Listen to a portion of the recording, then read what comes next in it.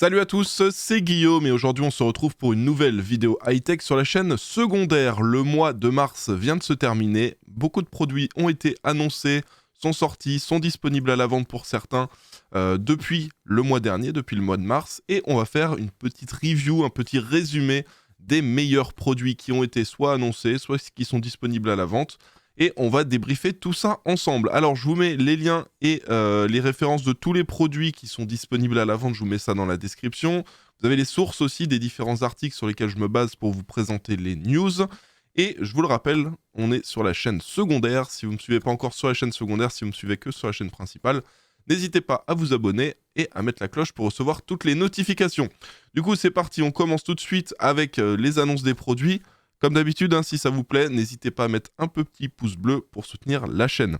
Alors, première annonce importante, les gars, ce sont les processeurs. Donc ça y est, les processeurs Ryzen 7000 en version X 3D sont disponibles chez AMD. Alors là, sur le site d'AMD, bon, c'est en rupture de stock, mais vous avez d'autres sites où vous pouvez vous les procurer. On a le 7950X 3D et le 7900X 3D. Donc la grosse différence, c'est qu'on a beaucoup plus de cache L3 dessus, ce qui fait que les performances en jeu sont meilleures. Alors, pour illustrer ça, si vous voulez une petite idée un petit peu des performances qu'on a dessus, on a donc GeekFio qui nous a sorti une vidéo justement sur les 7900X 3D, avec un comparo face au 13600K, au 13900K, pour du jeu vidéo, pour une utilisation pro, etc. Voilà, il y a tous les benchmarks comme d'habitude. Il nous a fait ça bien. Vous avez le lien de sa vidéo dans la description si vous ne l'avez pas encore vu. Ensuite, pour ceux qui veulent des infos sur le 7950X 3D, le plus gros modèle, il y a Hardware Unbox qui a fait un petit test complet. D'ailleurs, vous verrez, il a eu des petits soucis, des résultats qu'il trouvait un peu étranges en fonction du resizable bar, s'il était activé ou pas, etc. Vous verrez. Il explique tout justement dans sa vidéo. Et voilà, vous aurez l'avis complet justement de Hardware Unbox concernant ce deuxième processeur qui est disponible. Alors on enchaîne maintenant avec tout ce qui est carte graphique. Alors bonne nouvelle, on a des nouveaux modèles chez Palit, 4070 Ti et 4080, donc les modèles Jetstream. Ce qui est cool, c'est que c'est des modèles qui en général sont pas très chers. Alors pour l'instant, on n'a pas de prix qui a été annoncé pour ces modèles-là, donc on ne le sait pas encore. Mais bon, c'est plutôt cool de voir que ces modèles sont annoncés parce que ça va peut-être faire baisser un petit peu les prix. Ça va sûrement être les modèles les moins chers qu'on va trouver sur le marché.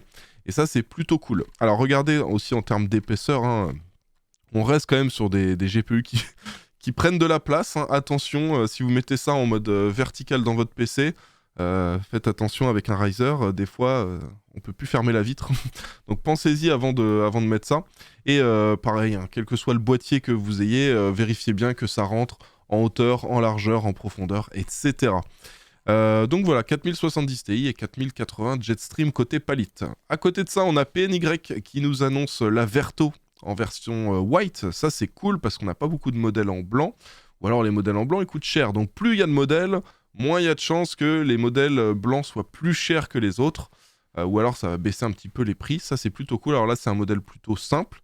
Mais un modèle qui fonctionne plutôt bien de chez PNY.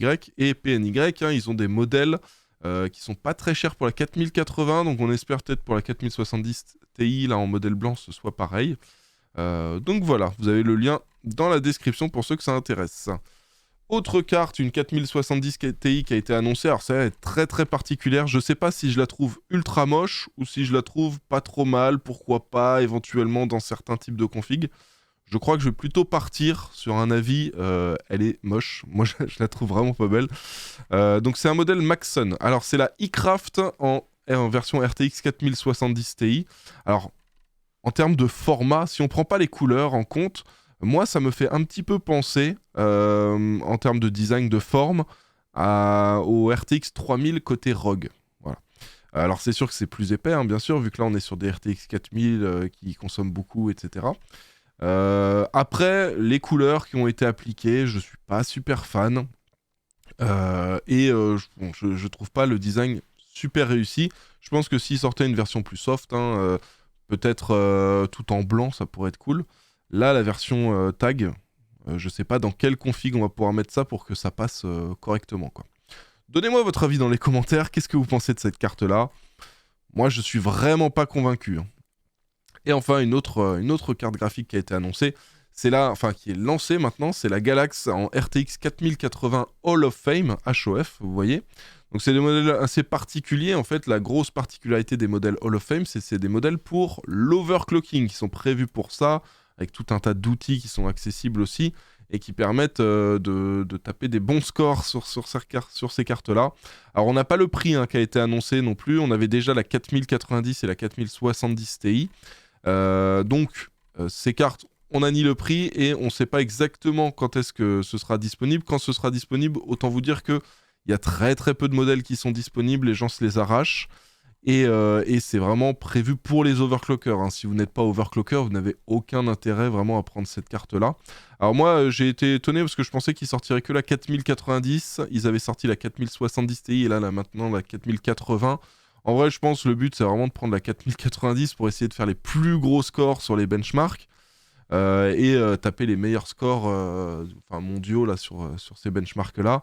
Après, s'il y en a qui veulent faire les meilleurs scores avec une carte spécifique, genre le meilleur score en 4080, le meilleur score en 4070 Ti, il y a peut-être un intérêt. Dans tous les cas, bon, c'est quand même un produit de niche qui va concerner très peu de personnes. Mais voilà, vous êtes au courant, ça arrive. Et il y aura très très peu d'exemplaires.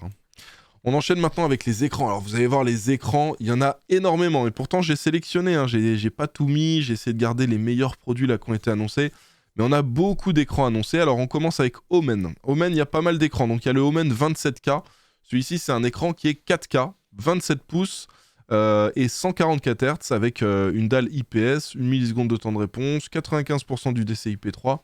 Donc voilà, une belle dalle avec des belles couleurs, une bonne colorimétrie et de la 4K en 144. Donc ça c'est plutôt cool. À côté de ça, ils nous en ont sorti encore d'autres. Il y a le Omen 24, le Omen 27, le Omen 27Q et le Omen 32Q. Alors, la différence entre ces différents modèles. Donc déjà, on a le 27S et le 27QS. Donc là, on est sur des modèles en 240 Hz. Donc là, ça va être le taux de rafraîchissement qui va compter. Et la différence entre les deux, entre le S et le QS, c'est que le QS, il est en Quad HD, donc 2560 par 1440 pixels, c'est du 16 neuvième. Là où le 27S, il sera en Full HD 240 Hz. Alors du coup, il sera aussi beaucoup moins cher, beaucoup plus accessible. Vous avez l'habitude, avec les vidéos bon plan, je vous le dis, si vous voulez de la Full HD 240 Hz, donc le 27S, si on le retrouve aux alentours des 250 €, ça commence à devenir un bon prix. Donc voilà la différence entre les deux. Là, pareil, bonne qualité d'image, des belles couleurs, tout ça. Enfin, en tout cas sur le papier. On a aussi le Omen 34C. Alors ça, c'est du 21 neuvième incurvé avec de l'Ultra Wide Quad HD. Donc 3440 pixels de large pour 1440 pixels de haut. Et là, on a un taux de rafraîchissement 165 Hz. Et la courbure de l'écran, c'est du 1500 R.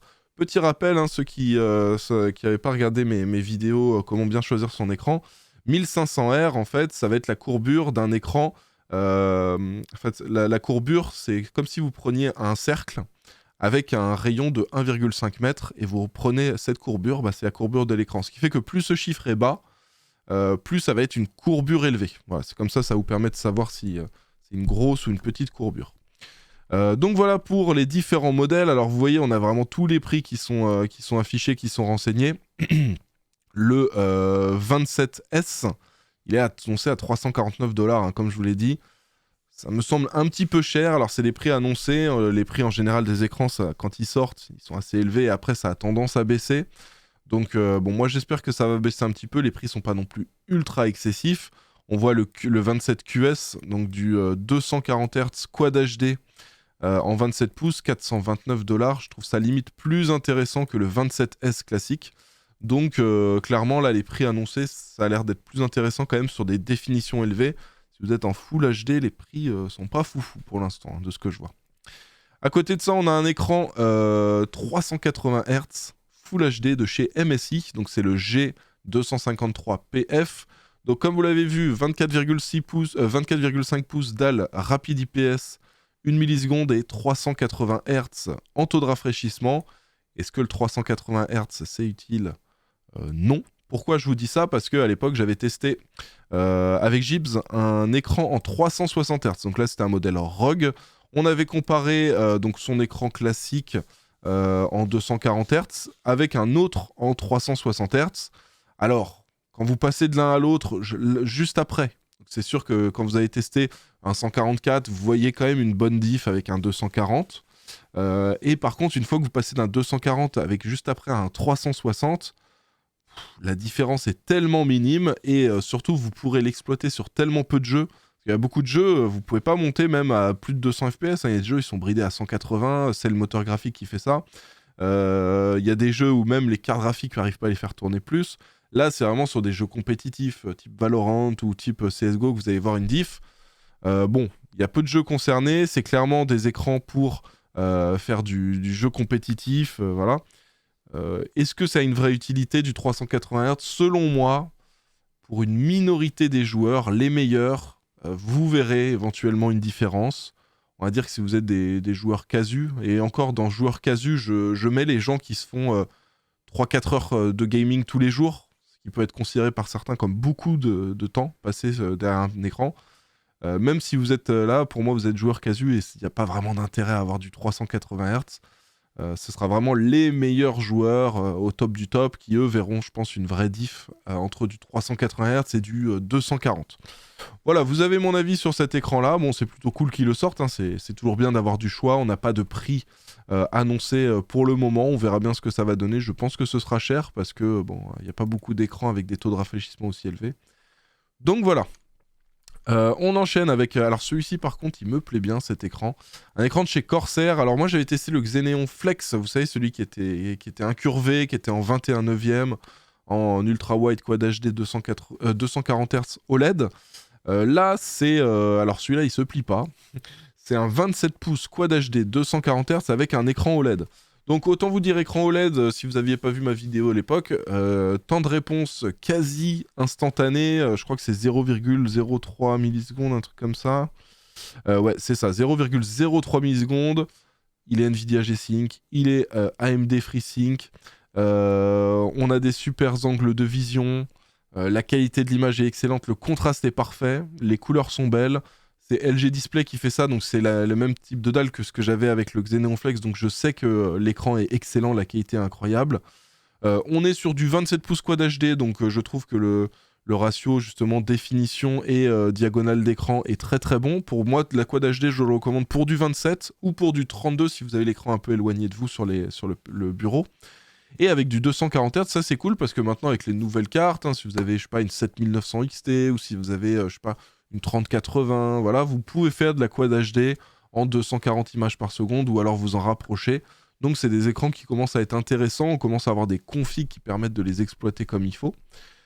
Et voilà. Alors en termes de prix, on n'a pas encore exactement le prix qui est annoncé et c'est pas encore disponible. Pour l'instant, le produit a juste été annoncé. On attend de voir ce que ça va donner. Je pense que ce sera un peu cher. Mais pour info, on a vu là il y a pas longtemps, il y a une semaine ou deux, des promotions sur le Xeneon Flex. Il était 200 € moins cher, donc peut-être qu'ils vont le sortir, qu'il y aura des promos un peu après. Donc voilà, à surveiller, mais en tout cas pour moi c'est un écran qui peut vraiment être ultra intéressant pour de la Quad HD avec un taux de rafraîchissement élevé. Et là regardez comme par hasard, qu'est-ce qui sort à côté de ça? Là on a le Corsair, 27 pouces Quad HD 240 Hz OLED. Et là on a le Asus 27 pouces Quad HD 240 Hz OLED. Clairement, j'ai l'impression que ils ont fait faire la même dalle à LG Display. Alors, on n'a pas l'info là de qui fabrique cette dalle, mais j'ai l'impression qu'ils l'ont fait faire au même endroit, que c'est exactement le même type d'écran, la même dalle, tout ça. C'est juste que là, il y a écrit ROG. Alors, à voir les technos qui seront intégrés sur les écrans, s'il y a des technos intéressantes ou pas. Mais clairement, moi, ce que je vous dis, c'est si ces écrans-là vous plaisent, vous regardez quand ils sont dispo, vous prenez le moins cher. Et ce sera le plus intéressant selon moi. Donc voilà, donc la référence exacte c'est le ROG Swift OLED PG27AQDM. Et donc voilà, on vous en avait parlé avec GQ quand on était en live. C'était en janvier là pendant le CES où ça avait été annoncé. Et voilà, même au niveau des specs, vous voyez, c'est du 1000 nits pour la luminosité et le Corsair c'est exactement pareil, c'est du 1000 nits pareil. Voilà, pour moi c'est les mêmes écrans, hein. C'est les mêmes dalles fabriquées aux mêmes endroits. Donc pour moi, à moins que vous ayez une préférence pour la connectique de l'un ou pour une petite technologie intégrée sur l'un ou sur l'autre, moi clairement si vous n'avez pas de préférence entre les deux, prenez le moins cher parce que pour moi ce sera la même chose. À côté de ça, on a un écran de chez AOC, donc c'est la gamme Agon. Alors regardez-moi cette référence encore à rallonge, là, le AG325QZN/EU. Voilà, il serait peut-être temps qu'ils nous fassent des noms un petit peu plus simples. Regardez, celui-là, le Corsair Xeneon, 27 QHD 240, c'est très très simple. Voilà, c'est leur gamme Xeneon. On a le OLED et on sait que c'est du 27 pouces Quad HD 240. C'est très très bien, franchement, comme référence. Je sais pas pourquoi eux, ils nous font ça AG325, voilà. Donc là, on a du 32 pouces. Et on a... Alors, attendez, il y a plusieurs modèles. Donc on a là un écran en 2560 par 1440 avec un taux de rafraîchissement de 240 Hz et du 32 pouces pour la diagonale. Donc là, c'est du grand format. Alors moi, j'ai acheté récemment un écran de chez MSI qui était en 32 pouces Quad HD. Alors moi, c'est du 165 Hz. J'ai pas pris plus parce que dans tous les cas, après, c'est branché sur ma carte d'acquisition du PC régie qui, elle, va me limiter à 120 Hz. Donc, dans tous les cas, j'avais pas besoin de monter au-delà. Et par contre, je me suis fait plaisir, j'ai pris un écran avec une dalle en mini LED. On verra bien ce que ça va donner. Donc, Quantum Dot LED en mini LED. Je l'ai pas encore déballé. Je vais tester ça et puis je verrai bien ce que ça donne. Mais voilà, donc là, vous avez... bon, c'est le même format, la même définition, c'est juste un taux de rafraîchissement plus élevé et puis une dalle différente. Là, c'est du Fast VA. Mais voilà, on a donc cet écran qui a été annoncé par Agon. Moi, je trouve les designs très réussis en général hein, pour les écrans AOC. Donc ça, c'est plutôt cool. Et en termes de prix, donc il a été annoncé à 439 livres. Donc attendez-vous à le voir entre... allez, au plus bas, franchement, si vous avez de la chance, on va dire 500, mais j'y crois pas trop. Je pense qu'on sera plus dans les 550, 600 euros, voilà, en France. Voilà. Ensuite, on a un autre écran de chez LG. Alors, il était temps qu'ils en sortent un écran en 32 neuvième. Donc là, c'est de la Dual Wide Quad HD. Donc, c'est comme si vous aviez deux écrans Quad HD l'un à côté de l'autre. Et on est sur du 49 pouces. C'est un format qu'on connaît bien parce qu'il est proposé avec un écran très connu, le Odyssey G9 chez Samsung. Et donc là, ils nous ont sorti ça. Alors, pour le taux de rafraîchissement et de mémoire, on est sur du 240 Hz. Oui, c'est ça.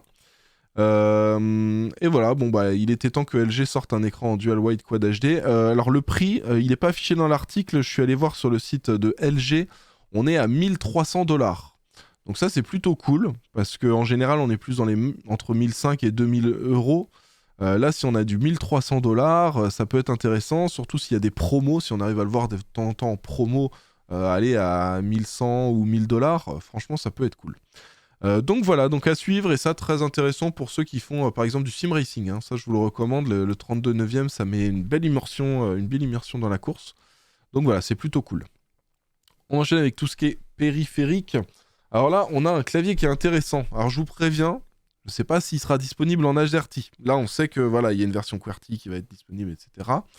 Mais je ne sais pas s'il sera en AZERTY. Alors là, donc c'est le G-Skill KM250. Hein. Il y en a peut-être qui ne savent pas que G-Skill fait des claviers, mais oui, ils font des claviers. C'est un clavier en 65%. Donc regardez au niveau de la photo, vous voyez, donc on a les touches F1, F2, F3, tout ça qui sont fusionnés avec les numéros classiques, 1, 2, 3, 4, 5, voilà. Vous perdez le pavé numérique. La seule chose qu'on garde, c'est supprimer page up et page down. Et ensuite, vous avez les différentes touches directrices qui sont placées un petit peu sur la gauche, qui viennent empiéter un peu sur la touche contrôle et la touche shift. Donc voilà pour le format 65%. Alors comme vous l'avez vu avec cette photo, vous avez compris peut-être pourquoi je vous le montre, ce clavier, je le trouve magnifique. Regardez-moi ces touches là transparentes, qui sont donc opaques que sur la partie du dessus. Ça permet d'avoir un RGB magnifique. Alors c'est pour ça, moi j'espère fortement que ce clavier va exister en version AZERTY. Parce que là, bon, on a un excellent clavier avec des switches mécaniques. Hein. Là, de base, on est sur des Keil Red. Et la grosse particularité aussi, c'est ça, c'est le prix. Regardez, 54$ annoncés. S'ils nous sortent le même à 55 € en France, comme ça, RGB, mécanique, avec un super design comme ça, en format 65%, et ben j'en achète un direct, hein, je pense. Donc voilà, donc à suivre, je vais me renseigner, je vais voir si on va avoir des versions AZERTY ou pas dans les prochains temps. Mais ça pourrait vraiment être super cool. À côté de ça, on a le Genesis Tor 303 TKL. Donc là, il y a une nouvelle version qui arrive avec des switches silencieux. Donc ça peut être intéressant pour ceux qui ont des micros qui captent pas mal le son et qui embêtent tout le temps leurs potes sur Discord quand ils jouent, ou alors ceux par exemple qui streament, qui font des vidéos YouTube, qui veulent quelque chose qui fait pas trop de bruit. Ça peut être intéressant. Donc là, c'est juste une mise à jour des switches. Vous aviez déjà cette version-là. Et la version avec les switches silencieux, on est à 75 €. C'est aussi pour ça que je vous parle de ce modèle-là. C'est que à 75 €, ça reste quand même très correct pour un clavier mécanique de qualité. Donc c'est plutôt cool. Et de toute façon, Genesis, en général, ils sont plutôt bien positionnés en termes de rapport qualité-prix. Alors des fois, il y a des claviers, ils sont un peu cheap, moi je trouve, chez Genesis. Mais de manière générale, on arrive à en avoir pour son argent. Donc ça, c'est plutôt cool. Vous payez pas la marque du tout, là, vous payez vraiment le matériel. À côté de ça, alors on a un clavier. Celui-ci, ça va. Je pense que vous allez en parler dans les commentaires. Qu'est-ce que vous en pensez de ce clavier-là? C'est un clavier qui a un écran en dessous, juste en dessous. Ce qui fait que vous pouvez afficher des choses, je sais pas, une vidéo YouTube, peu importe, voilà.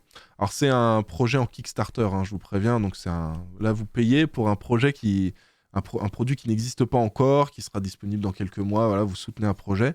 Moi, je suis pas contre les Kickstarter. Par contre, ce projet, j'y crois absolument pas. Enfin, je crois pas du tout à ce produit-là. Pour moi, ça n'a aucun avenir, les claviers avec un écran sous les touches. Parce que, enfin, pour moi, en termes d'ergonomie, c'est toujours important de bien voir les touches de son clavier, de pouvoir avoir un bon visu. C'est pour ça aussi qu'on aime bien quand il y a du RGB qui éclaire, voilà, tout ça. Là, si vous avez un écran, pour moi, déjà, il n'y a aucun intérêt. On a déjà des écrans en face de nous. De toute façon, quand on est sur un clavier, on a toujours des écrans. Autant avoir un écran secondaire, etc. Et alors, donc pour moi, pas d'intérêt d'avoir l'écran. Et en plus de ça, je pense que l'écran va gêner en visibilité. Quand on va vouloir, je sais pas, regarder les touches du clavier, appuyer sur une touche où on n'a pas forcément l'habitude, on va checker. Là, on va être gêné par l'écran. Donc pour moi, aucun intérêt, à part le fait de payer très très cher pour un clavier. Parce que pour info, 280 €, si vous voulez, le précommander, soutenir le projet. Moi, j'y crois pas du tout. Donc voilà, donnez-moi votre avis. C'est pas le premier clavier avec un écran sur le dessous qu'on voit passer. Il y en avait déjà un qui était passé. J'avais exactement le même avis. Pour moi, il n'y a pas d'intérêt. Je trouve même pas ça beau. Et je trouve pas la fonctionnalité intéressante. Donc voilà. Donnez-moi votre avis. On parle maintenant de Xtrfy. Alors Xtrfy, ils ont annoncé le WR5. C'est un repose-poignet en résine. Parce qu'ils n'ont pas de repose-poignet jusqu'à maintenant. Et la particularité, donc c'est en résine, c'est assez joli et ça reprend le design de leur tapis de souris. Regardez, donc là on a les différents repose-poignets en résine. Et là vous avez les photos des différents tapis de souris qu'ils ont déjà. Et je trouve ça ultra intéressant qu'ils sortent justement le repose-poignet, qui ça aille avec le tapis de souris. Donc ça c'est plutôt cool, d'autant plus que je connaissais pas leur tapis de souris. Je les trouve super beaux. Donc je réfléchis potentiellement à m'en acheter un, on verra bien. Dites-moi ce que vous en pensez. Est-ce que j'en prends un pour le setup là que je vais un petit peu update? Voilà pour Xtrfy. Alors on enchaîne avec des souris. Alors là, vous allez déjà dire, Guillaume, tu nous parles d'une souris MSI. Bah figurez-vous que les MSI, les GM, elles sont, enfin de manière générale, sont très très bonnes. C'est des souris, enfin les versions lightweight, qui sont très bien et qui sont très bien positionnées parce qu'il y a beaucoup de souris ultra légères. Mais souvent elles sont un petit peu plus chères. MSI, ils sortent des bons produits fiables, agréables à utiliser, avec une bonne ergonomie, ultra légère et avec un prix très correct. Donc là, on a la GM51 Lightweight, qu'on peut voir justement en version filaire et en version sans fil, qui est disponible. En plus, le design a été bien travaillé. Je trouvais qu'il y a un petit peu de RGB au niveau de l'endroit où on place le pouce. La version sans fil, vous avez un petit dock pour la recharger. En vrai, c'est plutôt cool. Et puis la version filaire, c'est un fil classique. Donc en vrai c'est cool. Alors je sais qu'ils avaient retravaillé leur souris ultra légère avec un câble un peu moins rigide, donc normalement je pense qu'ils sont partis sur le même câble pour celle-ci. Donc en vrai c'est plutôt cool d'avoir ce modèle qui sort. Alors j'ai pas le prix dessus, mais je suis persuadé qu'on va avoir un prix ultra intéressant et ultra compétitif par rapport aux autres modèles de souris qui sont disponibles sur le marché. Donc à suivre. Et voilà, ça peut être intéressant. Je sais que souvent, on arrive à les trouver assez rapidement sur LDLC, leurs souris. Ou si vous êtes patient, vous attendez un petit peu, vous les aurez sûrement un peu moins chers. Côté tapis de souris, on a EK. Alors ça, c'est assez intéressant. EK qui nous sort un tapis de souris pour les personnes qui font du water cooling. Pour ceux qui ne connaissent pas EK, c'est une marque qui propose plein de matériel pour faire du water cooling. Et là, on a une sorte de... Bon, déjà, c'est joli, c'est plutôt cool, mais en plus, vous pouvez l'utiliser quand vous faites vos tubes. Regardez, il y a même un système pour avoir les angles, pour être sûr d'avoir un angle à 60 degrés, 90, voilà. Donc ça, c'est plutôt cool. Et on a une sorte de petit pense-bête avec pas mal de choses qui sont indiquées dessus. Donc voilà, c'est plutôt cool. Je le trouve joli, moi, ce tapis de souris. En plus, pour une fois, c'est pas extrêmement cher. 37,90, je me suis dit, bah, qu'est-ce qui leur arrive à EK? Moi, je les aurais bien vus proposer leur tapis de souris à 70 ou 80 euros, surtout pour du XXL. Et là, bah, pour une fois, le prix est correct. Donc en vrai, ça peut être intéressant, ou même pour ceux qui ont l'habitude de faire des water cooling, d'avoir ça dans le setup. Ça permet de personnaliser un peu le setup, et voilà, je trouve ça plutôt réussi. En parlant de tapis de souris, alors celui-ci pour le coup, je vais vous faire un retour qui va peut-être vous étonner, c'est le Razer Atlas, donc un tapis de souris en verre trempé, comme vous l'avez vu, avec plusieurs finitions, pure, polished ou precision. Euh, Moi, mon avis sur les tapis de souris en verre, pour en avoir déjà testé un, donc j'avais testé un tapis de souris en verre, c'était le tout premier, là, c'est celui dont tout le monde parlait, où il disait ouais, il est incroyable, je sais pas quoi. Moi, je l'avais testé, la glisse, c'était vraiment pas agréable. Et pourtant, j'avais changé les patins sur ma souris pour avoir les patins qui vont parfaitement bien avec, etc. Et au final, pas agréable selon moi. Le seul intérêt que j'avais trouvé à ça, c'est que bah, tu peux pas le salir, tu renverses du coca dessus, hop, un petit coup d'éponge, c'est tout propre. Voilà. Mais en vrai, ce tapis de souris que je m'étais acheté, donc c'était pas le Razer, hein, c'était l'autre, je réfléchissais fortement à en faire une planche pour découper du pain ou des trucs comme ça, parce que franchement, moi, j'avais pas du tout accroché avec les tapis de souris en verre. Donc là, c'est quand même 100 $ pour un tapis de souris. Ça fait cher. Bon, on est habitué avec Razer à avoir des prix élevés, mais clairement, moi, j'avais jamais été emballé par le premier modèle que j'avais testé de tapis de souris en verre. Donc, j'aurais tendance à pas forcément vous le recommander. À côté de ça, donc, on a des câbles torsadés, donc USB-C de chez HyperX, avec le connecteur aviation. Alors, je vais vous en montrer un d'ailleurs. Regardez, je vais vous montrer. J'en ai reçu un de la part de Catcoil. Donc, c'est une personne qui est spécialisée justement dans les câbles custom pour les claviers custom. Vous voyez, donc ça ressemble à ça. Je vais vous montrer un petit peu ce qu'on m'avait envoyé. Et donc le connecteur aviation, c'est ça. Est-ce que je peux avoir le focus? Voilà. Ça vous permet donc d'avoir une connectique. Comme ça, vous avez un côté que vous branchez sur le PC avec ce câble-là. Et ensuite, si vous voulez changer de clavier, en connecter un autre, etc., vous avez juste à enlever le connecteur aviation. Hop, ça se visse comme ça. Et puis, ça, c'est le petit connecteur USB-C pour votre clavier. Donc, c'est plutôt cool. Alors, ça, c'est Catcoil qui m'avait envoyé ça. Vous le verrez bientôt, de toute façon, ce câble. C'est le temps que je tourne ma vidéo sur les claviers custom qui arrive bientôt. Mais voilà, donc c'est plutôt cool de voir qu'en face de ça, on a aussi HyperX qui en sort. Alors, je suis pas convaincu que la qualité soit aussi bonne que ceux de Catcoil, qui est vraiment spécialisé là-dedans. Mais je pense que le rapport qualité-prix sera quand même très très bon. Parce que là, on est sur du 40 € pour ces câbles-là.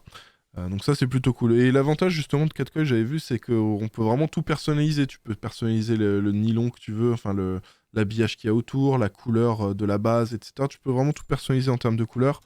Et vu que les gens qui se font des claviers custom, en général, ils aiment la personnalisation, et ben voilà, j'avais trouvé que c'était assez intéressant, là, les câbles de chez Catcoil. On enchaîne maintenant avec un casque de chez Turtle Beach. Alors ce casque, déjà, première chose dont je vais vous parler, c'est le prix, 329 €. Il a intérêt à être parfait, ce casque, à ce prix-là. Donc là, on est sur un casque sans fil. Donc a priori, on a une prise pour les oreilles qui est beaucoup plus grande. C'est censé être plus agréable. On a une réduction de bruit. On a des basses qui sont plus prononcées. C'est compatible Xbox, PlayStation, PC, Mac, Nintendo Switch, voilà, c'est compatible avec tout. Sur le papier, il a l'air excellent. Quand je vois le prix, je me dis, j'espère que ce qui est sur le papier, c'est respecté une fois qu'on a sur les oreilles et qu'on n'est pas déçu. Donc à voir, dites-moi si dans les commentaires si vous voulez que j'en commande un et que je le teste. Je vous en donne un avis, je sais pas, je peux vous faire un Reels ou un TikTok. Je ferai pas une vidéo dédiée là-dessus, hein, désolé les gars. Mais dites-moi si ça vous intéresse, et puis même un petit test du micro, comme ça vous entendrez à quoi ressemble le micro. Mais clairement, à ce prix-là, il n'a pas intérêt à avoir le moindre défaut. parce que voilà, à ce prix-là, on ne peut pas se permettre d'avoir de défaut. On enchaîne avec un micro de chez Sennheiser. C'est le profil USB. Alors, micro assez classique. C'est pas un micro dynamique qui va choper le son vraiment très très proche. Là, on est sur un micro à condensateur. Et on est sur un micro avec pas mal d'options. Regardez, attendez, je vais vous montrer cette photo-là. Vous avez pas mal de réglages pour qu'on entende plus ou moins le son du micro, le son du jeu dans le retour dans les oreilles. On est sur un micro cardioïde, donc qui aura tendance à prendre la voix en face du micro et les voix autour les prendre un petit peu moins, mais on reste quand même sur un micro à condensateur, hein, donc vous entendrez quand même les voix et les bruits ambiants de la pièce. Et Sennheiser, ils sont connus pour faire de l'excellent matériel audio. C'est pour ça que je vous parle de ce micro-là, parce que moi, à ma connaissance, je ne connaissais pas d'autres références de micro Sennheiser en USB comme ça pour le PC. Donc là, ça, c'est plutôt cool qu'ils nous sortent ça. À voir, à tester, je vous ai sorti récemment une vidéo sur les meilleurs micros en USB. Celui-ci est positionné à un prix quand même assez élevé. On est donc à 129 € pour le micro seul. Et sinon, vous avez un kit. Vous avez le kit streaming set. Vous avez aussi avec le bras pour le bureau. Et ça, c'est à 199, je crois. Ouais, 199 € pour le kit complet avec micro plus bras. En soi, le kit micro plus bras, c'est cool, c'est que 70 € de plus, c'est pas excessif, surtout que le bras a l'air de bonne qualité. Le seul truc, c'est que moi, le micro qui a un prix de base justement assez élevé, de 129 €, il a intérêt à être vraiment excellent parce que si vous n'avez pas encore vu ma dernière vidéo, le top des meilleurs micros là, que j'ai sorti sur la chaîne principale, allez voir, vous allez voir qu'on a des micros qui sont incroyables et qui sont genre à moins de 50 €. Donc il a vraiment intérêt à être excellent. Après, connaissant Sennheiser, je sais qu'ils sont très bons là-dedans, ils sont spécialisés là-dedans. Donc bon, je me dis, il y a moyen que le micro soit vraiment de bonne qualité. Toujours dans les périphériques, donc on a une manette de Xbox qui est proposée par HyperX, c'est la clutch Gladiate, hein. Ça, ce qui est plutôt cool, regardez, on a les petites gâchettes à l'arrière, et surtout ce qui est intéressant, c'est pour ça que je l'ai sélectionné, il est au prix de 39,98 €. Donc en dessous des 40 €, vous avez une manette de Xbox, ça c'est cool. Bon, le défaut, c'est que vous avez ces filaires, hein. Mais à part ça, franchement, pour 40 €, c'est plutôt cool, hein. Pour ceux qui veulent pas mettre une fortune et que ça dérange pas d'avoir un câble à brancher à la console, en vrai, là, vous avez une excellente manette pour 40 €. On va parler maintenant de Streamplify. Alors, pour ceux qui connaissent pas Streamplify, c'est une marque. Alors, moi, j'assimile ça beaucoup à Elgato. Parce qu'en fait, ils font beaucoup de matériel qui va concerner les streamers. Donc là, on a pas mal de nouveaux produits qui sont annoncés. Et le concept de Streamplify, moi je trouve, c'est une sorte de Elgato avec un meilleur rapport qualité-prix. C'est-à-dire que pour une même qualité, vous allez payer moins cher chez Streamplify que chez Elgato. La qualité est quand même très bonne, hein, chez Streamplify. Mais voilà, donc c'est plutôt cool. Si vous ne connaissiez pas, je vous invite à vous renseigner un petit peu sur la marque et sur tous les produits qu'ils font, parce que vous allez faire des belles petites découvertes, je pense. Donc là, on a donc la Glow Light, une sorte de... Alors, c'est pas une ring light, hein, c'est un panneau LED circulaire de 14 pouces, hein, de diamètre, donc 36 cm de diamètre, qui est annoncé et qui peut se fixer directement au bureau comme les éclairages qu'on retrouve chez Elgato. Donc là, ce produit, il est à 90 €. Donc ça aussi, c'est plutôt cool quand on voit qu'en face, les lights qui sont proposés, c'est plus du 130, 150 €. Là, c'est intéressant. On a les panneaux acoustiques. Alors les panneaux acoustiques, vous voyez, c'est comme ça. Ils sont vendus par 6 ou par 9. Et si vous vous débrouillez bien, vous pouvez les découper. Vous voyez les différents panneaux.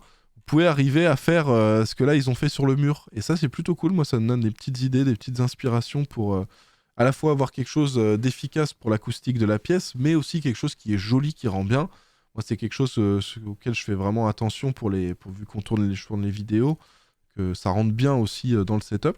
Et du coup, c'est plutôt cool. Donc là, le pack de 6, il est à 65 € et le pack de 9, il est à 95 €. Donc voilà, c'est plutôt cool. À côté, on a le Mount Arm. Alors ça, c'est très spécial. C'est un bras micro sur lequel vous pouvez fixer un petit bloc pour fixer une caméra. En gros, vous pouvez fixer une caméra dessus. Le truc, c'est que, regardez, imaginons là, vous mettez le micro, vous mettez un ring light, vous mettez votre webcam. C'est cool, mais... Enfin, à quel moment c'est pratique? Parce que le micro, vous voyez, moi j'essaie de le rapprocher au maximum. Ça veut dire que là, si je voulais mettre ma caméra, elle serait à ce niveau-là, ça cadrerait mal, il y aurait le câble, enfin bon. Je comprends pas vraiment l'intérêt pour moi de placer sa caméra à ce niveau-là. Je pense que ça peut être plus intéressant pour mettre peut-être une petite light plus proche. Et encore, faut pas que ce soit dans le champ de la caméra. Bon, dans tous les cas, ce bras, vous le retrouvez à 50 €, ce qui est vraiment pas cher. Le design est plutôt bien réussi. En plus, il existe, donc il est en blanc. Par contre, le système de fixation là sur le dessus, pour moi, c'est useless. Peut-être que si vous en avez, vous en trouvez inutilisé. N'hésitez pas à partager si vous avez des idées dans les commentaires. Mais pour moi, cette disposition est vraiment pas pratique, sauf si on garde son micro un peu loin, quoi. Mais c'est pas dans l'intérêt en général de garder le micro un peu loin. Le dernier élément, c'est le hub deck. Alors le hub deck, pour le coup, je trouve ça un peu cher. C'est 50 €. Quand on voit qu'on retrouve régulièrement le Stream Deck Mini de chez Elgato, on le retrouve souvent en promo à 50-60 €. C'est quasiment le même prix. Bon, là, ça fait un petit peu cher. Donc le hub deck, ça vous permet quand même d'avoir 8 ports USB. Supplémentaires et d'avoir des petits boutons, vous avez du RGB et des petits boutons que vous allez pouvoir assigner, vous pouvez les intervertir aussi, les boutons dessus. Donc il y a quand même des fonctionnalités intéressantes, mais vous voyez le Stream Deck, vous avez des petits écrans intégrés, on peut tout customiser. Il y a quand même des choses intéressantes sur le Stream Deck Mini, qu'on retrouve quasiment au même prix. Alors je vous parle vraiment en promo, hein, mais on l'a déjà retrouvé plusieurs fois, je crois que c'était 52 € il me semble, et c'était il y a moins d'un mois. Donc voilà. Donc là, le Hubdeck, c'est peut-être le produit qui m'intéresse le moins dans tout ce qui a été annoncé. Mais c'est toujours cool qu'ils sortent ça et ça fait de la concurrence pour le matériel des streamers. Vu qu'il n'y a pas beaucoup de marques, c'est toujours cool d'avoir des marques concurrentes comme ça. Et regardez-moi ces panneaux acoustiques comme ça rend bien. J'ai clairement envie de sortir ma carte bancaire et de m'en acheter un pack ou deux, hein. Alors on enchaîne maintenant avec le matos PC. Alors Amazon qui sort un Ventirad Amazon Basic. Il vous rappelle pas quelque chose ce Ventirad par hasard? Est-ce qu'il vous rappellerait pas un Ventirad très connu de chez Cooler Master? Parce que c'est le cas, hein, il est vraiment identique au modèle. Regardez, modèle Amazon Basic, modèle Cooler Master, c'est vraiment les mêmes. Alors pour ceux qui se demandent, ça c'est très certainement quelque chose qu'on appelle du rebranding. C'est-à-dire que une marque arrive, elle dit bonjour, je m'appelle Amazon, je voudrais créer un Ventirad Amazon Basic, mais pas envie de concevoir le produit, de payer des ingénieurs une fortune pour créer le produit, voilà, l'améliorer, faire quelque chose, voilà. Ce que font pas mal de marques, hein, en général, quand ils créent un produit. Et donc, Amazon Basic, par exemple, ils débarquent et ils disent, voilà, moi, je veux proposer un Ventirad. Est-ce qu'il n'y aurait pas une marque qui a déjà créé quelque chose qui est bien? Ils nous vendent les produits, mais on les achète en très, très, très, très, très, très grande quantité. Et on met notre petit logo dessus et on vend ça au prix qu'on a choisi. Et donc c'est du rebranding. Alors souvent le rebranding, on se retrouve à payer plus cher que la marque d'origine. Là pour le coup c'est moins cher, c'est 25 € alors que le modèle de chez Cooler Master c'est 32 €. Donc bon bah c'est plutôt cool. Alors il y a une autre solution aussi, c'est peut-être qu'Amazon ils ont été voir l'usine qui fabrique les radiateurs, enfin les ventirades de chez Cooler Master. Ils ont demandé la même chose. Mais ça m'étonnerait. Moi, je pense que c'est plus ma première théorie. Et donc, pour moi, donc, ça, c'est du rebranding. Là, c'est du rebranding intéressant parce qu'on connaît aussi beaucoup de marques qui créent, qui prennent des produits, des claviers qu'on voit à 15 € sur AliExpress et puis on les retrouve à 50 € en France. Hein, les marques comme Klim, tout ça, là, on l'a déjà vu plein de fois. Et c'est pas du rebranding intéressant. Là, pour le coup, c'est plutôt cool parce que c'est moins cher que le Ventirad de base. Et vu qu'on sait que c'est... normalement, c'est le même que celui de chez Cooler Master. On sait que les performances seront plutôt bonnes. Bon, après, ça reste pas un énorme Ventirad, mais c'est toujours cool de l'avoir à un prix plus intéressant. Toujours dans les Ventirad, on a Site, ou Site, je sais pas comment ça se prononce, qui nous sort le Kotetsu Mark III. Celui-là, ça a l'air assez intéressant. On n'a pas les prix encore, mais ce qui est bien, c'est que le design est plutôt réussi, il reste assez compact. On reste dans le même délire que pas mal d'autres Ventirad qui sont dans le même format. Et ce qui est bien, c'est que sur le papier, les CFM sont très bons, la pression statique aussi est très bonne. Il est compatible avec tout, M4 AM5, les dernières gènes Intel, etc. Le seul truc qui nous manque, c'est le prix. Si on le retrouve à un prix intéressant, et si je vous dis prix intéressant, ce sera en dessous... allez, on va dire en dessous des 50 €. Idéalement, s'il est aux alentours entre 30 et 40, ce serait vraiment parfait. Et ben, il y a moyen d'avoir un excellent Ventirad. Donc à suivre, on verra bien le prix une fois qu'il sera disponible. Mais c'est plutôt cool. Toujours dans les Ventirad, alors vous connaissez Thermalright, je vous en parle toujours dans les vidéos bon plan. Thermalright, là, ils ont leur marque Cogage. Via cette marque-là, ils ont sorti 3 Ventirad. Alors attention, là, ils sont pas dans l'ordre. Donc le plus petit, c'est celui-ci, c'est le Impact 120. Globalement, ce qui va changer, ça va être l'épaisseur du radiateur. Hein. et le nombre de caloducs. Donc le nombre de caloducs, c'est les caloducs, vous voyez, c'est cette petite partie là sur le bas qui va transmettre la chaleur au radiateur. Donc le plus petit, c'est le Impact 120. Ensuite, on a le True Spirit 120. Et le plus gros, c'est le Centurion 120. Alors vous verrez pas forcément sur les photos la différence d'épaisseur entre les radiateurs. Je vous mets le plus petit, vous voyez, ça c'est le plus petit, vous voyez l'épaisseur. Et là, je vous mets le plus grand. Là, le plus grand, il fait limite 2 fois et demi l'épaisseur d'un ventilateur. Alors que là, on en est très très loin. Là, on doit être à 1 fois et demi à peu près. Donc voilà pour les différents modèles. On n'a pas le prix malheureusement. Donc à suivre, mais Thermalright, ils sont très très bien positionnés. Donc je pense qu'avec leur marque Ogage, ce sera pareil. Ensuite, encore un autre ventirad. Là, vous allez vous dire, Guillaume, arrête avec tous tes ventirades. Désolé, j'y peux rien. Il y en a eu beaucoup qui ont été annoncés au mois de mars.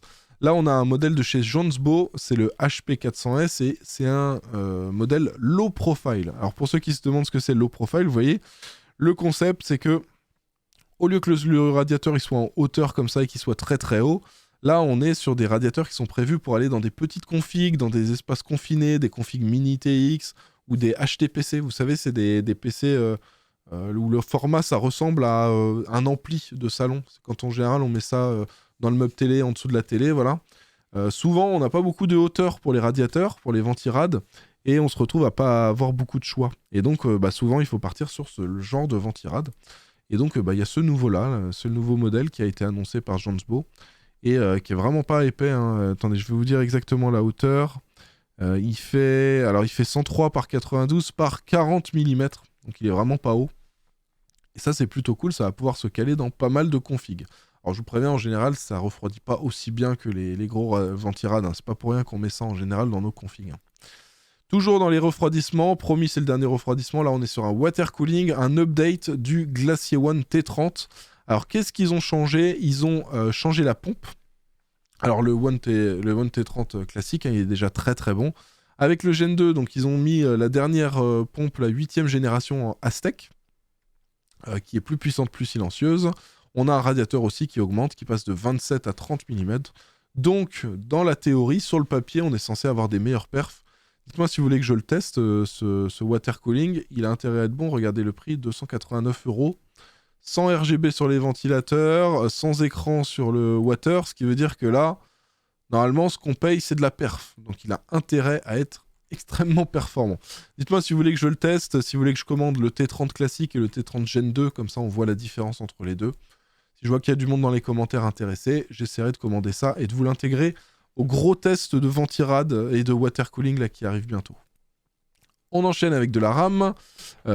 Corsair qui nous annonce de la RAM. Alors on a des kits en 7000 C40, 2 fois 24 gigaoctets. Et on a des kits de 48 Go, 4 fois 48, voilà.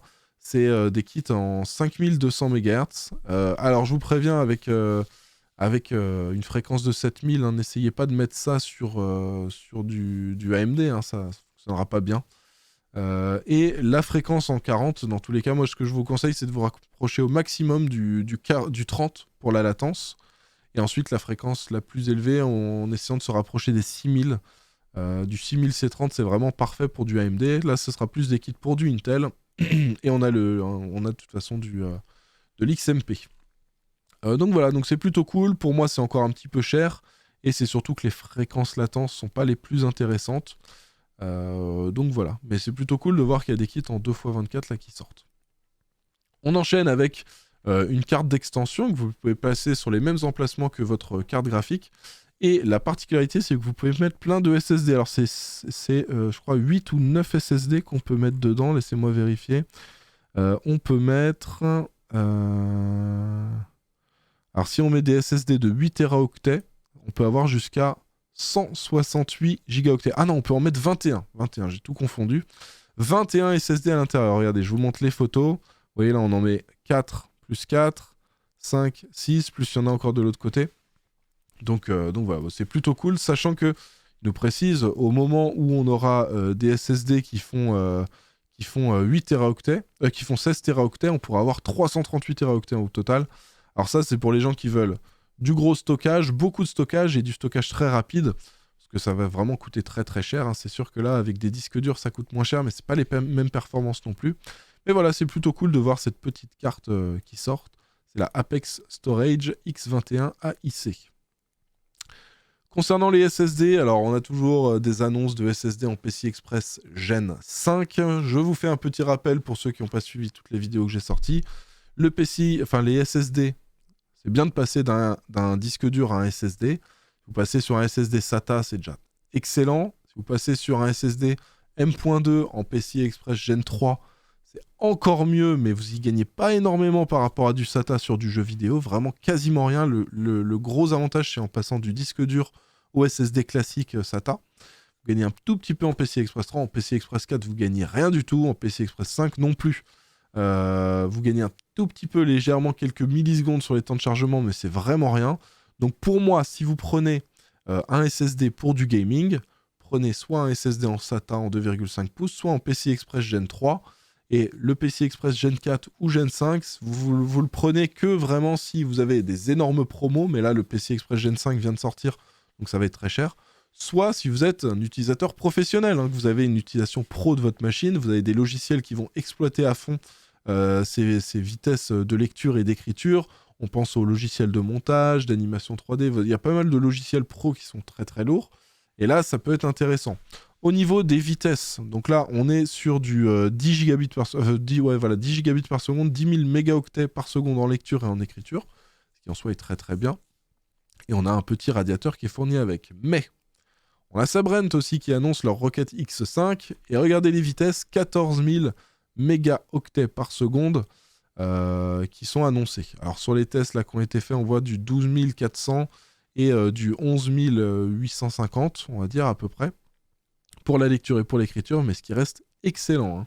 Donc voilà, bon bah ça c'est cool, mais je vous le répète, si vous prenez ça, vous avez une utilisation pro de votre PC. Sinon vous allez payer très cher pour rien. Vaut mieux prendre du PC Express Gen 3 qui est moins cher et mettre un petit peu plus d'argent pour prendre un kit de RAM un peu mieux, peut-être le modèle de processeur un peu au-dessus, parce que ça, vous n'allez pas y gagner grand-chose en jeu. Alors à côté de ça, on a un modèle qu'on connaît déjà, le MP600 Pro de chez Corsair, qui maintenant passe en version blanche. Ça, c'est cool.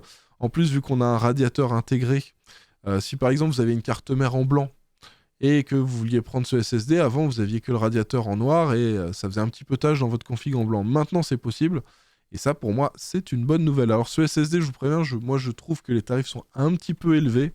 Alors, c'est pas exorbitant non plus, mais vous voyez, le 1 Teraoctet, il est à 100$.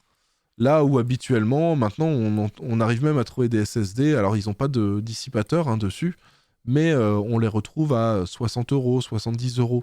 Et 100$, ça fait un petit peu cher pour du 1 Teraoctet. 194$, alors qu'en ce moment, on trouve des SSD à 120$. Enfin 120€. Alors, pour moi, il est un petit peu cher, mais pour le coup, ça fonctionne très très bien. C'est du PCI Express Gen 4.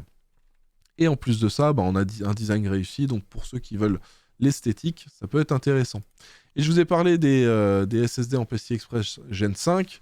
La particularité, c'est que ça chauffe beaucoup. Déjà que le 4, ça chauffait beaucoup plus que les PCI Express Gen 3. Là, le 5, ça chauffe beaucoup. Et on a un nouveau dissipateur de chez Thermalright là, qui est arrivé. Moi, je trouve ça complètement useless, mais bon, si vous avez c'est utile si vous avez un SSD qui surchauffe, mais on va dire que pour moi, il y a très peu de personnes qui vont être concernées parce qu'il y a très peu de personnes qui ont besoin d'un SSD en PCI Express Gen 5. Dans tous les cas, c'est plutôt cool de voir que ce produit est disponible. Ça va peut-être sauver la vie à certains, ceux qui vont prendre des gros SSD et qui ont peur que ça surchauffe. On enchaîne avec les boîtiers, et là, un boîtier assez incroyable, le Phanteks NV7. Alors c'est très très particulier, vous voyez, il y a un grand espace libre au-dessus de la carte mère, donc je pense que c'est un boîtier qui est intéressant vraiment pour faire du water cooling, mettre des gros radiateurs. Vous avez 3 ventilateurs sur le dessous, 3 sur le dessus, 4 sur le côté et 2 à l'arrière. Ça c'est plutôt cool, ça existe en blanc et en noir et je trouve le design extrêmement réussi. Et la grosse particularité, vous voyez le bas là, il est un petit peu, il est un petit peu surélevé d'un côté, de manière à faire rentrer efficacement l'air à l'intérieur du boîtier.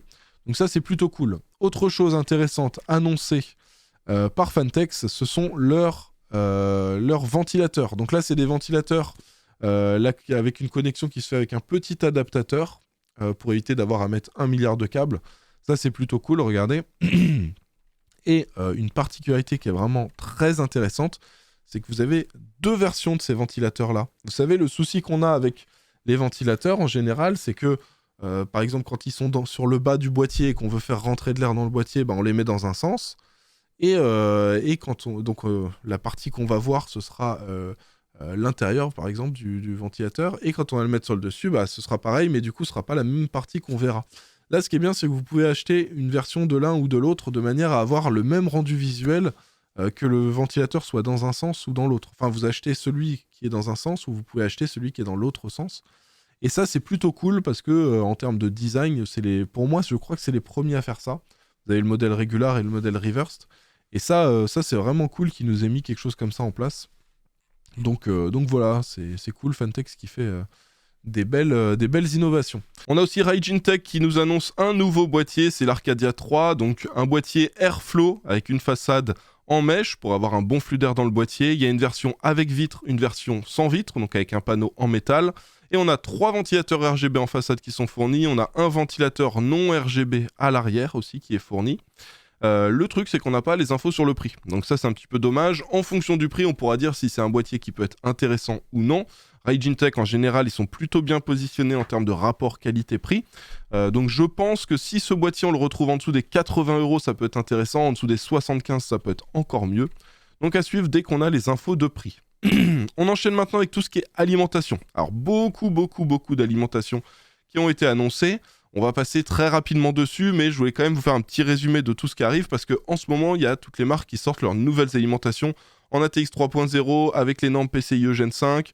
En général, toutes les protections sont présentes sur les alims, donc c'est des alims de plutôt bonne qualité. Donc, on commence avec Enermax. Enermax qui annonce les Enermax Revolution, qu'ils avaient annoncé donc au CES de 2023. Donc là, ça y est, ça sort. On a un modèle en 1000 watts, un modèle en 1200 watts. On a en direct le connecteur 12 VHP WR qui délivre 600 watts. Donc ça, c'est cool. Et on a aussi les normes PCIe Gen 5. Donc voilà, tout ça, c'est cool. Le souci, c'est qu'on n'a pas le prix. Donc on attend le prix parce que ce qui va déterminer si cette alim est intéressante ou non, enfin si ces deux alims sont intéressantes, ça va être le prix. Est-ce que ça va pas nous coûter une fortune? C'est ça la question. On enchaîne aussi avec Shiftech. Donc Shiftech qui sort la Polaris Pro. Donc pareil, en ATX 3.0. Une alim en 1300 watts pour les très très grosses configurations. Là pareil, on attend de voir exactement ce que ça va donner dans le temps. Mais il y a pas mal d'alimentations Shiftech qui sont plutôt qualitatives. Et là en plus on est sur une alimentation certifiée 80+ Platinum. Donc étant donné qu'on a un bon rendement, c'est des alims qui n'ont pas trop chauffé. Donc voilà, c'est plutôt cool. À suivre, on verra une fois que ce sera disponible. Ensuite, on a la Antec Cuprum Strike en 80+ bronze. Et il y a, je crois, 4 ou 5 modèles. Alors, il y a 450, 550, 650 et 750 watts. Donc il y a 4 modèles très exactement. Le nombre de connecteurs va varier en fonction de la puissance que vous prenez. Ça, c'est logique. Ce qui est cool, c'est qu'on a toutes les protections intéressantes, OVP, UVP, SCP, OPP, NLO et OTP. Et au final, ce sont des alims qui sont pas très chers. Regardez, on est à 75 € pour la 750 watts. Donc, c'est plutôt cool. Alors, c'est pas des alims modulaires.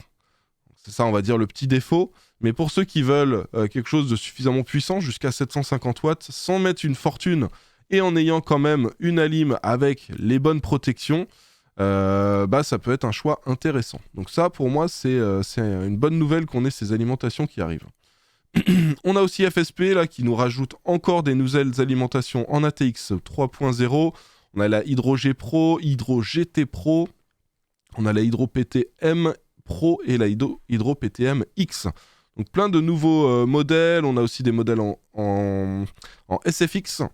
Vous avez le lien de l'article dans la description si vous voulez voir le détail de chacune. Mais globalement, c'est des alims haut de gamme et les alims haut de gamme chez FSP sont plutôt bonnes de manière générale. Donc voilà, si vous voulez un petit peu plus de détails, je vous invite à aller voir l'article sur Pause Hardware. À côté de ça, on a aussi une alim de chez Gigabyte. Alors là, je sais qu'il y en a déjà qui sont en train d'écrire un petit commentaire qui disent « Ah cool, une nouvelle alim qui va exploser ». Parce que c'est la mauvaise réputation qu'a Gigabyte. À une époque, ils avaient sorti, je ne sais plus si c'était une ou deux alimentations. En tout cas, il y en avait une qui avait un souci. Ça pouvait faire des arcs électriques, il pouvait y avoir des petites explosions. Et ils se collent une image de mauvaise marque pour les alimentations. C'est un petit peu dommage parce qu'à côté de ça, ils font quand même des bonnes alims. Les gens en général restent fixés sur un produit qui ne marche pas bien. En même temps, c'était assez rigolo à l'époque, il y avait pas mal de mèmes qui tournaient sur Twitter.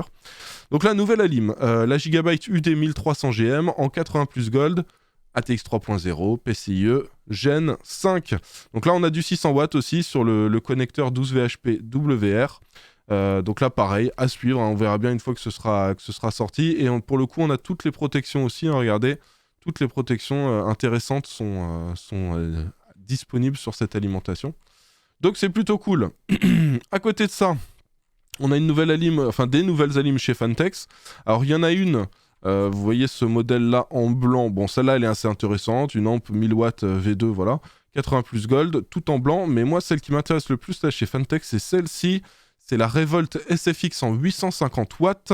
Donc c'est du SFX. Donc comme vous le voyez, c'est un format beaucoup plus compact que les formats ATX classiques, hein, qu'on retrouve sur quasiment tous les PC. Ça, on va utiliser ça en général sur les configs en mini TX, les petites configs compactes et qui prennent pas beaucoup de place. Et l'avantage de celle-ci, donc vous avez le connecteur 12 VHP WR. Et sur une alim de ce format-là, vous avez du 80 plus Platinum. Donc si elle est certifiée 80 plus Platinum, ça veut dire que le rendement est très très bon. Et ce qui est intéressant pour les aliments SFX, c'est justement le rendement. Parce qu'en fait, plus le rendement va être bon, plus la différence entre ce qui est consommé à la prise et ce que consomme vraiment la config, plus cette différence sera faible. Et cette différence, c'est ce qui va produire de la chaleur. Donc c'est toute la perte justement qui va se passer et qui va se transformer en chaleur dans le PC. Donc meilleur est le rendement, moins sera la perte d'électricité, on va dire, et moins sera la dissipation de chaleur dans la config. Donc pour des alims qui sont prévus pour des configs compacts, donc tout ce qui est alim SFX, je vous recommande en général d'essayer d'avoir les meilleurs rendements possibles, hein. Mettez pas du 80 plus bronze comme alim si vous faites une config en mini ITX, surtout si c'est une config assez puissante. Donc voilà, ça c'est plutôt cool, je suis content de voir ça qui sort. Et donc à suivre, hein. On enchaîne avec des ventilateurs. On a les Lightwings White de chez Be Quiet qui arrivent en version 100% blanche ARGB en 120 et 140 mm. Alors à chaque fois, il y a deux versions. Vous avez une version high speed et une version classique. Et à chaque fois, c'est le même prix, hein, que vous preniez le high speed ou le classique.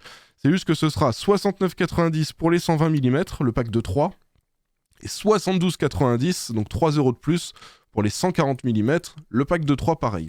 Donc c'est plutôt cool, on sait que les Lightwings ils sont assez silencieux de manière générale, on connaissait déjà les versions en noir, là on a les versions en blanc, c'est cool pour ceux qui sont des configs en blanc. Et voilà, donc ça peut être intéressant pour ceux qui veulent se faire une config silencieuse avec un refroidissement qui reste efficace. D'ailleurs dans le même style, on a EK qui sort des ventilateurs, c'est le EK Quantum Impulse. Là aussi, c'est pas des ventilateurs prévus pour être extrêmement performant. Là, le but, c'est d'avoir le bon rapport performance-bruit. Donc, quelque chose qui va pas faire trop de bruit, mais qui va quand même bien refroidir. Le look, le design, je trouve qu'il est très très réussi pour le coup, pour ces ventilateurs-là. Autant habituellement, les EK, je trouve pas que c'est ceux qui ont le meilleur design, le meilleur RGB. Là, pour le coup, je trouve qu'ils l'ont bien travaillé. Donc, c'est plutôt cool. Alors après, le prix, c'est 25,90. Ça reste quand même assez cher pour des ventilateurs. Quand on voit qu'aujourd'hui, on arrive à trouver sur Amazon des packs avec 3 ventilateurs pour 20 €. Et des ventilateurs qui refroidissent quand même plutôt bien, qu'on peut même utiliser sur des water cooling IO. Donc voilà, ça fait un petit peu cher, mais bon, on paye déjà EK, et en plus de ça, on paye un produit récent et un rapport justement performance-bruit qui est très très bon. À côté de ça, on a les Arctic P12 Max. Alors Arctic, là, ils commencent à faire des produits performants, parce qu'on les connaît pour leurs produits silencieux qui fonctionnent bien. Mais là, on a les P12 Max. Le but, c'est d'avoir des ventilateurs qui vont vraiment super bien refroidir. Et ceux-là, donc, ils peuvent tourner de 200 à 3300 tours par minute. Donc regardez, il y a d'ailleurs eu un test là qu'ils ont fait, où ils ont comparé justement le Liquid Freezer 2, donc leur water cooling le plus connu, en 240, et ils atteignaient 95,1 degrés sur un test d'un processeur. Et quand ils ont mis les P12 Max à la place, ils ont atteint les 78,6 degrés, soit 3 degrés de plus que la version 360 mm. Donc ça vous donne une petite idée. En gros, 2 ventilateurs en P12 Max sur un water cooling, c'est aussi efficace que les autres quand c'est en 360. Donc bon, bah, ça annonce que des bonnes nouvelles, et pour ceux qui cherchent de la performance, de bons refroidissements, ça peut être un bon choix. À côté de ça, on a aussi pas mal de matos water cooling. Donc chez AlphaCool, on nous annonce un waterblock qui va sur les 7900 XT et XTX. La très très bonne nouvelle, regardez, donc ça va sur les Taichi, Phantom, Nitro, mais ça va surtout sur les Merc 310, celles qu'on retrouve chez NR Info, dont je vous parle très régulièrement, qu'on arrive à avoir des prix plutôt corrects. Donc on a la 7900 XTX, et on a aussi les 7900 XTX de référence, donc les modèles de base de chez AMD, qui sont aussi dispo à plein d'endroits à des prix corrects. Bon, chez AMD, on les trouve toujours pas, elles sont toujours en rupture, mais on arrive à les trouver à d'autres endroits. Et voilà, donc c'est plutôt cool pour ceux qui veulent watercooler leur carte.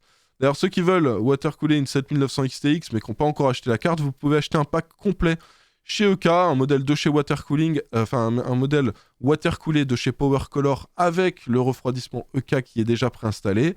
Ça, c'est plutôt cool. En plus, on sait que les PowerColor en général, elles ont des bonnes perfs et on peut les overclocker bien comme il faut. Mais le souci, regardez, je vous le montre, on a l'info à la fin de la vidéo. C'est le prix, 1699. Je trouve ça très très cher quand on voit qu'on a des 7900 XTX qu'on retrouve à 1150, 1200 euros. Là, on se dit que c'est 1007. Ça veut dire qu'on paye 500 euros le refroidissement. Ça fait quand même très très cher pour un waterblock GPU. Un waterblock GPU, c'est allez, 150 euros si t'en veux un bon, tu vois. Donc là, je trouve qu'ils abusent un peu sur les prix. Toujours dans la catégorie water cooling, on a donc EK Elianli qui lance une nouvelle distro. Alors c'est une distro qui existait déjà, ils l'ont juste upgrade pour qu'il y ait un écran de 7 pouces qui est intégré. Alors l'écran, vous le branchez en HDMI sur votre carte graphique, hein, vous faites ressortir le câble. Et ensuite, c'est un affichage classique. Hein. Donc si vous voulez mettre Google Chrome dessus, vous pouvez mettre tout ce que vous voulez, une application en plein écran, juste un fond d'écran, voilà, vous pouvez mettre ce que vous voulez. C'est juste une question d'esthétique et la définition, c'est du 1024 par 600. Dernier élément, alors ça, c'est un peu du hors-série. Je pense que je vais en parler à Jig, je vais lui demander s'il veut le commander pour qu'on teste ça, ça pourrait être cool. C'est AlphaCool qui lance le ES Orbiter, donc système de refroidissement externe liquide. Vous voyez, il y a un in, il y a un out, tu fais passer ton liquide à l'intérieur, ça refroidit. Dedans, il y a tout, il y a la pompe, enfin voilà, vous avez tout ce qu'il faut, les ventilateurs, etc. Et ça peut refroidir jusqu'à 1500 watts. Donc voilà, bon, bah, c'est plutôt cool, ça coûte 500 euros. C'est quand même un certain prix à voir, mais je pense que ça pourrait être drôle que Jig il fasse un overclocking là-dessus. Enfin bref, on a fait le tour des différents produits annoncés. Alors vous voyez que j'ai un t-shirt différent entre le début et la fin de cette vidéo. J'avais eu un petit souci technique sur l'enregistrement, j'ai dû refaire la deuxième partie de la vidéo. Donc voilà, vous savez pourquoi. J'espère que cette vidéo vous a plu. Je vous rappelle que vous avez les liens, les sources de tous les articles là, que je vous ai montrés. N'hésitez pas à aller cliquer, à aller voir les articles plus en détail si vous voulez un petit peu plus d'informations, parce que je peux pas rester trop longtemps sur chaque produit, sinon la vidéo elle durait 4 heures. Vous n'avez pas 4 heures à m'accorder, je pense. Donc voilà, donc si vous voulez un peu plus de détails sur un produit en particulier, tout est dans la description. Et puis, si vous êtes encore là, c'est que la vidéo vous a plu, si vous l'avez regardé jusqu'au bout. Donc n'hésitez pas à mettre un petit pouce bleu. Pensez à vous abonner si ce n'est pas déjà fait. Et on se retrouve dans quelques jours pour une nouvelle vidéo. Ce sera mercredi pour la vidéo Bon Plan. Allez, ciao!